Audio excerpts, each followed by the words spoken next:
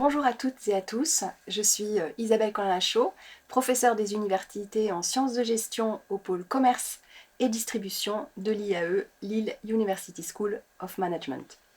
C'est en tant que directrice scientifique de la chaire industrielle Trends, soutenue par l'ICIT, que j'interviens aujourd'hui. Avant de vous parler des premiers résultats de nos recherches éclairant la mutation des usages et attentes des consommateurs à l'aune de la crise sanitaire, je vais rapidement vous présenter notre chaire. Lancée le 2 décembre 2019, autant dire dans le monde d'avant, la chaire industrielle Trends constitue une plateforme qui réunit les chercheurs d'une part et les entreprises et acteurs publics d'autre part, afin de co-créer et diffuser de la connaissance sur la place et les rôles qu'aura le commerce sous toutes ses formes dans la société de demain. La chaire rassemble près de 20 chercheurs de plusieurs universités, notamment celle de Lille, mais également d'autres universités françaises et de celle d'Oxford.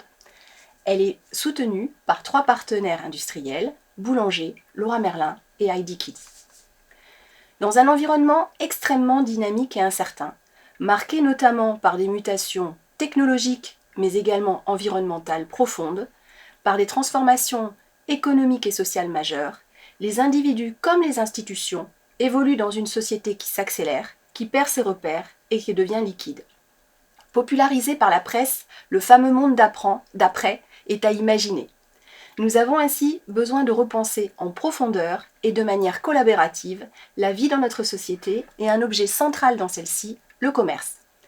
La chaire Trends vise à identifier les évolutions, révolutions que les distributeurs doivent engager pour être en phase avec les attentes de la société de demain et contribuer à un meilleur bien-être individuel et collectif. Pour cela, la chaire adopte des approches théoriques en plein essor. Elle vise notamment à identifier et comprendre l'individu citoyen-consommateur, ses ressources culturelles, temporelles, utopiques, ludiques, ses projets de vie, et également elle adopte une approche qu'on appelle transformative de la recherche sur le consommateur, qui vise à contribuer au bien-être des individus citoyens consommateurs dans le monde et évidemment en France également. Son objectif est donc de contribuer à définir ce qu'on appelle l'agence du distributeur, sa capacité et sa légitimité d'action sur le marché et plus globalement dans la société, en France et dans le monde, dans une vision durable. Le programme de recherche de la chaire s'est bien entendu adapté à la Covid et a cherché à en comprendre et en mesurer les impacts. Ainsi, dès l'annonce du premier confinement, en mars 2020, 2 études en ligne ont été co-conçues avec les partenaires. Une étude qualitative via une page Facebook appelée « Consommer confiné, comment on fait ?» a réuni près de 180 participants. Dans le même temps, nous avons lancé une étude quantitative longitudinale internationale dans les 3 pays qui étaient à l'époque les plus impactés par la Covid, le nôtre, l'Italie et la Chine. Une deuxième vague a été menée en novembre 2020, 6 mois après, et la 3e sera lancée début mai. Alors, voyons maintenant comment certaines des recherches menées par la chaire Trends permettent d'éclairer la mutation des usages et attentes des consommateurs à l'aune de la crise sanitaire. Commençons par quelques résultats de l'étude qualitative. Le premier post a été adressé dès le premier jour du confinement, donc en mars 2020. Et si les réactions ont d'abord été un affolement de la part des consommateurs, illustré par la ruée dans les magasins et le surstockage, on voit bien que dans les commentaires, une division, une différence naît en fonction de l'habitat des consommateurs, selon qu'ils soient à la campagne, en zone rurale ou en ville. Après 15 jours, nous avons demandé aux participants ce qui leur manquait le plus. Le nuage de mots qui est à l'écran vous permet de voir que ce qui leur manquait déjà le plus, c'était la liberté, la famille, les amis, sorties, balades, sport, et le seul commerçant qu'on voyait apparaître était effectivement le coiffeur. Il faut aussi noter que certains disaient que rien ne leur manquait. Donc c'est assez intéressant. Du coup, juste avant le premier déconfinement, on leur a redemandé ce qu'ils avaient l'intention de faire en termes d'approvisionnement une fois le confinement fini. Donc ils avaient l'intention de passer le moins de temps possible en magasin, nous disait-il, certainement en grande partie après des échanges avec eux pour des raisons sanitaires, et seulement une faible minorité ne souhaitait à l'époque plus se rendre du tout en magasin après le confinement. Ces quelques résultats qualitatifs ont été également approfondis par les différentes vagues de l'étude quantitative.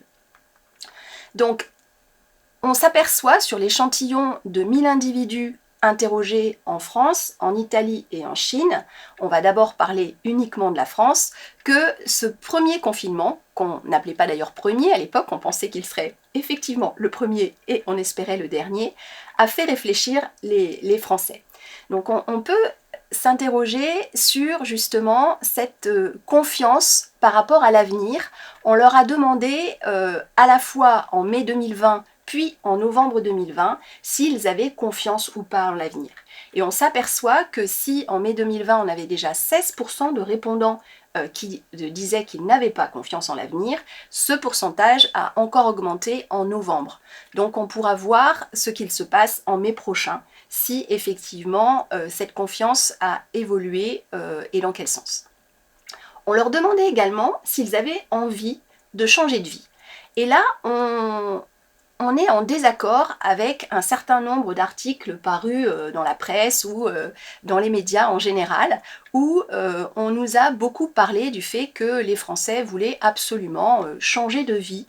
Or, c'est le cas pour certains, hein. On avait 12% en mai 2020, 16% en novembre, mais on a quand même 22% des individus qui étaient en fort désaccord par rapport à cette proposition. Également, nous avons demandé s'ils avaient envie de ralentir leur rythme de vie.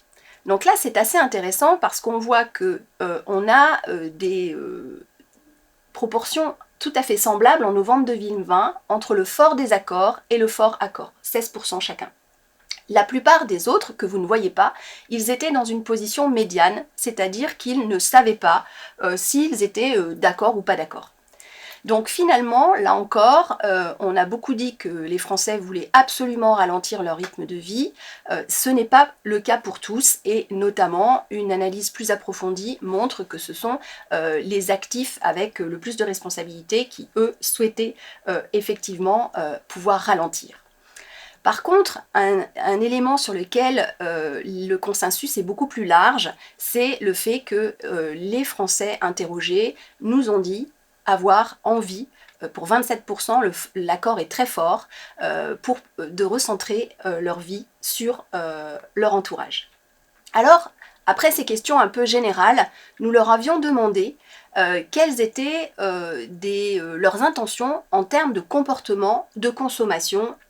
Et là, on s'aperçoit qu'effectivement, on dit là aussi beaucoup que dans les critères d'achat, au-delà des critères classiques, on avait l'éco-responsabilité qui était une aspiration très importante.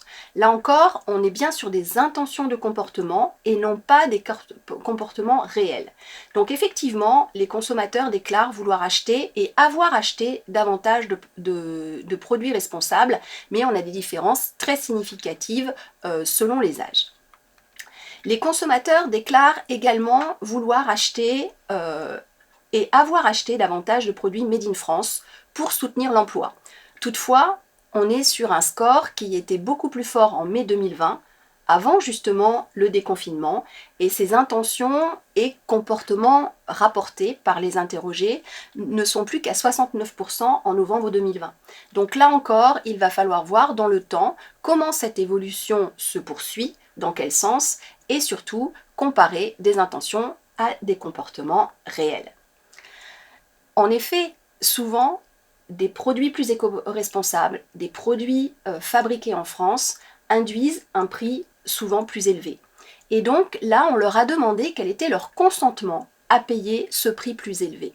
Alors, on peut se féliciter du fait que 20% des Français sont d'accord ou tout à fait d'accord pour acheter en ligne directement chez les producteurs ou les fabricants, pour payer plus cher un produit fabriqué en France, mais on peut aussi voir le revers de la médaille, c'est-à-dire que 80% ne le sont pas. Donc ça sera effectivement à travailler de la part des distributeurs et des producteurs. Quelles sont les raisons d'aller en magasin? Alors là, on a là aussi un retour par rapport au contact humain avec le personnel de vente, le fait que les personnes habituées à être après ce premier mois de confinement, mais également ensuite, même en novembre, on est vraiment sur des fonctions plutôt hédonico-sensorielles, voir et toucher les produits, essayer de tester les produits. Mais on est bien quand même avec une motivation sociale importante. Donc les magasins créent de la valeur en termes sensoriels et hédoniques, et social et de réassurance. Donc les résultats à retenir et à suivre avant qu'on fasse quelques comparaisons rapides au niveau de l'international, c'est que l'humeur des consommateurs français s'était améliorée entre mai et novembre 2020. On va voir en mai 2021 si ce mouvement se poursuit ou non. Les consommateurs, comme on l'a dit, voulaient se recentrer sur leur entourage et cela quel que soit leur âge. Donc là encore, un certain nombre d'activités sont privilégiées pour servir cet objectif. Les consommateurs les plus jeunes voulaient épargner, mais là encore on voit des différences selon les âges, ce qui est assez logique.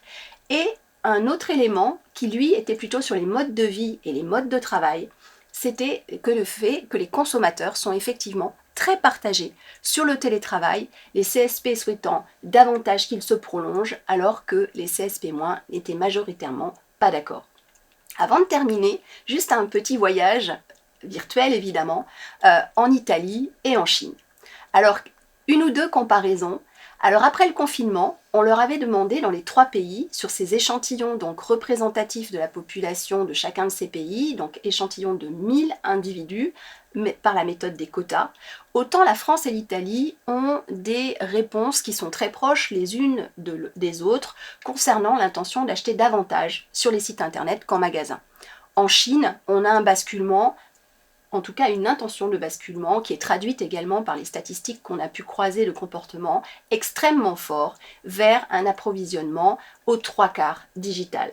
Donc il sera intéressant de voir si cette tendance que l'on observe en Chine va également être identifiée en France dans les mois à venir. Une dernière comparaison était au sujet de l'intention de consommer moins de manière plus durable pour des raisons écologiques.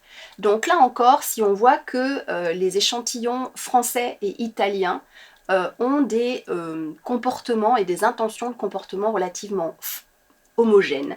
Tel n'est pas le cas de la Chine qui, en rouge vif, se distingue par des intentions plus fortes en ce qui concerne cette intention de consommer moins et de manière plus durable. Mais attention au biais de désirabilité sociale, donc il faudra étudier le passage des intentions au comportement effectif, ce que nous ferons dans quelques jours avec la prochaine vague. Merci de votre attention.